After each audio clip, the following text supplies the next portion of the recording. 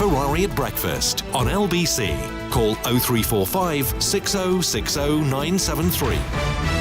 Let's try and catch up with what exactly the words from the Prime Minister mean. Obviously, it's pretty clear about Christmas, but what of the new year? Let's turn to Care and Mental Health Minister Gillian Keegan, who joins me now. It's great then, the Prime Minister finally has put down his wine and Wensleydale. We know what it means for Christmas. When will we know what it means for the new year? Good morning, Minister. Good morning, Nick. Well, we get that data. We get lots of data a couple of times a day. We have 2 to 3 meetings a day. We'll be doing that all the way through Christmas, looking at the data. You know, obviously what we need to know really is there's a lot of uncertainty in the data, particularly around severity, etc. So we'll be getting that data and we'll be monitoring the situation. If we see something that means that we have to act, we will not hesitate to act. But can I send out my invitations for my New Year's Eve party? Well, I mean, that's up to you, Nick, if you want. Obviously, there's some risk there. I don't want to invite everybody and everyone get excited, and then, of course, they can't come. You don't normally arrange it the day before, so when might I know if I can go ahead with my gathering? Well, all I'll say is there is uncertainty. So if you can't change your plans quickly, then maybe think about it. But there is uncertainty. We can't predict what the data is going to tell us before we've got the data. We're trying to take a balanced and proportionate approach so that people can see their families over Christmas, to try and plan some stuff. But of course, it is difficult to anticipate because we don't have that future data yet. We have to get the data and we have to analyse it real time. Might I ask your plans for the new year? Will you be attending an event? I haven't got a New Year's plan. At one point, a long time ago, I was hoping to be skiing, but those plans were changed a while ago.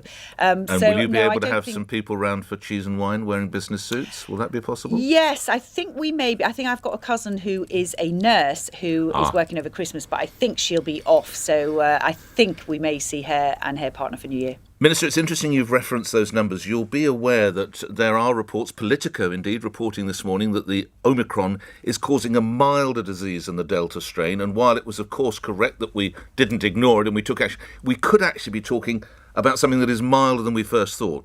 Can you concur? Can you shed any light on that thought?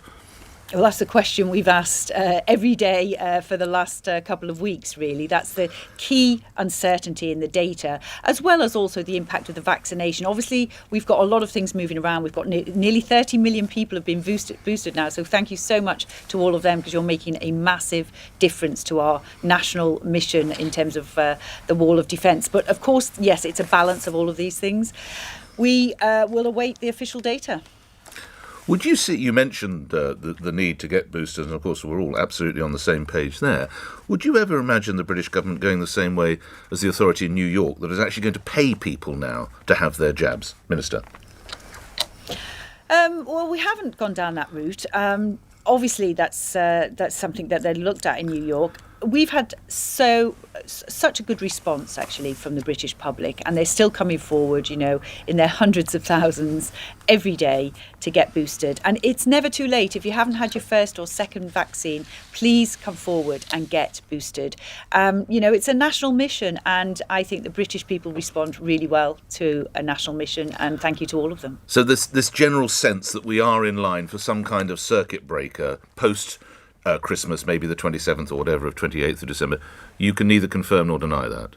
No, what we said is we'll have to wait till we get the data. We've said we're pretty confident up till Christmas, because we're looking at what we're looking at. But it could move the data all the time. The more people we can get vaccinated, the more those boosters are kicking in. It's been a couple of weeks now since many people have had their boosters. So that's what we're looking at, and the impact of that is really what's helping us to really build and keep and maintain and grow the wall of defence. A couple of other matters. Your senior colleague, the Chancellor, made funds available to certain industries yesterday, but there are many people who feel they've been left behind. The Sun newspaper reports today that hundreds of gyms, pools, fitness studios and other leisure facilities are at risk of closing. There are 190,000 people who work in that particular sector, and it's worth £4 billion. The wedding sector, also worth £8 billion.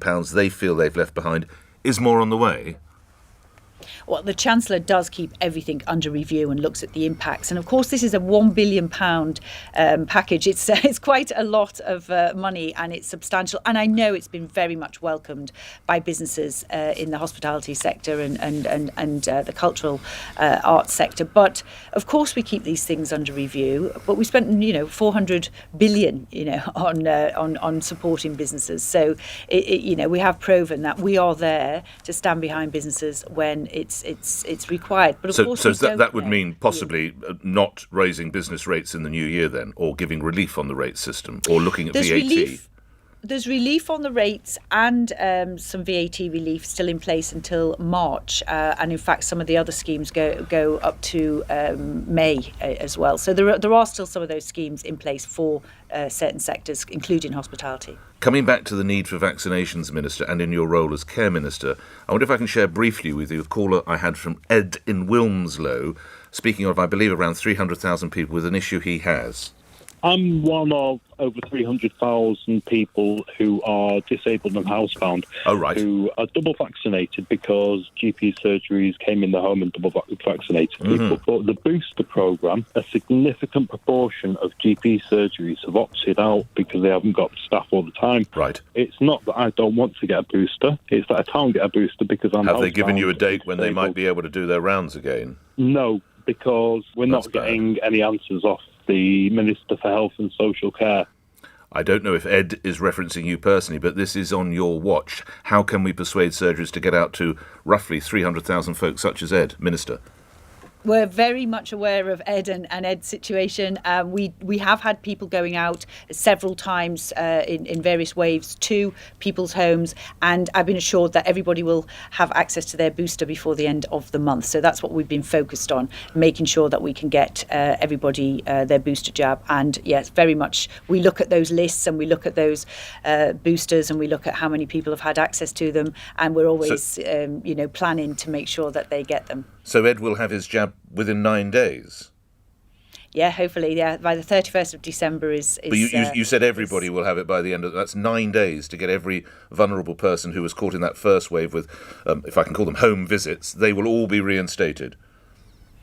Yes, that's the aim. That's the target. That's the target we've given, yes. A couple of last things.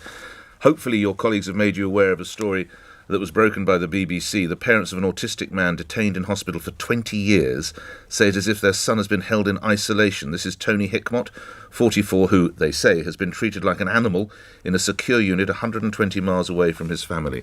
Are you aware of that case, Minister?